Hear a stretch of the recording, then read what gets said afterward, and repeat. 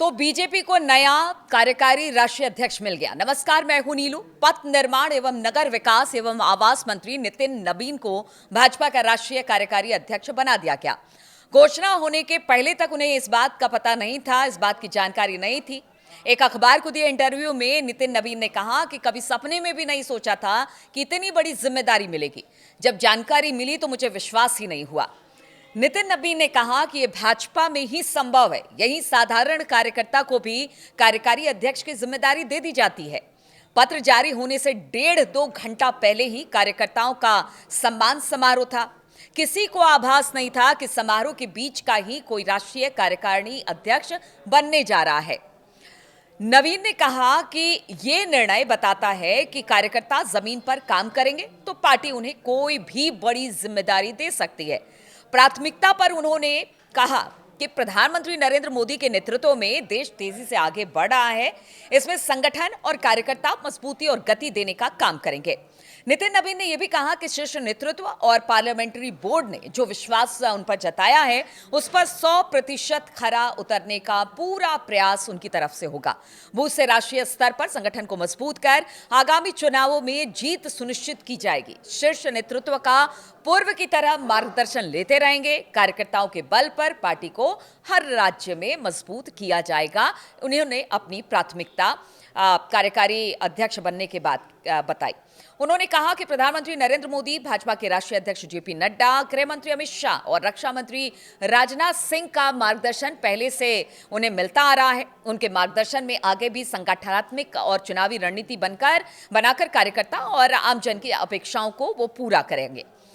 अब आपको बताते हैं कौन है नितिन नबीन। नितिन नबीन का जन्म 23 मई 1980 पटना बिहार में हुआ। उनके पिता नबीन किशोर प्रसाद सिन्हा भाजपा के वरिष्ठ नेता और बांकीपुर से विधायक रह चुके थे।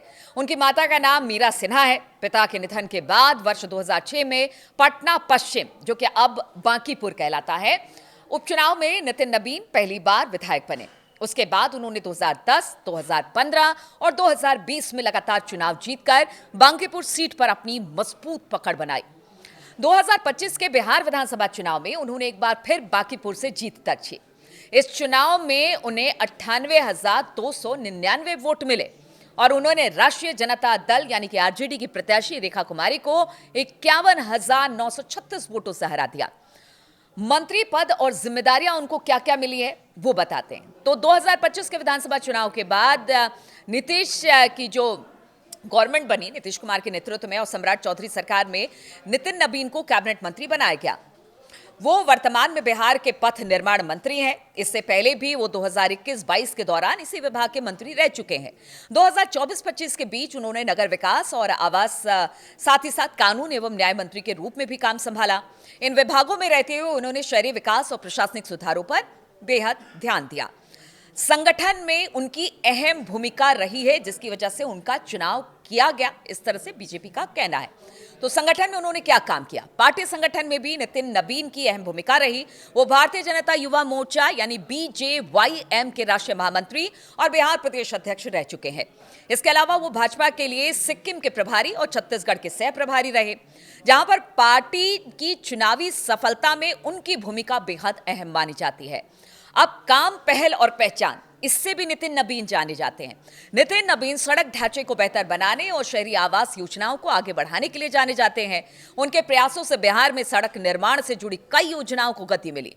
पत्रकारों की पेंशन बढ़ाने, साथ ही आशा और ममता कार्यकर्ताओं को मिले वाले प्रोत्साहन को बढ़ाने जैसे कदमों से भी वो चर्चा में रहे हैं। युवा राजनीति से लेकर कैबिनेट मंत्री तक का उनका जो सफर रहा है बिहार भाजपा के प्रभावशाली नेताओं में, वो शामिल है।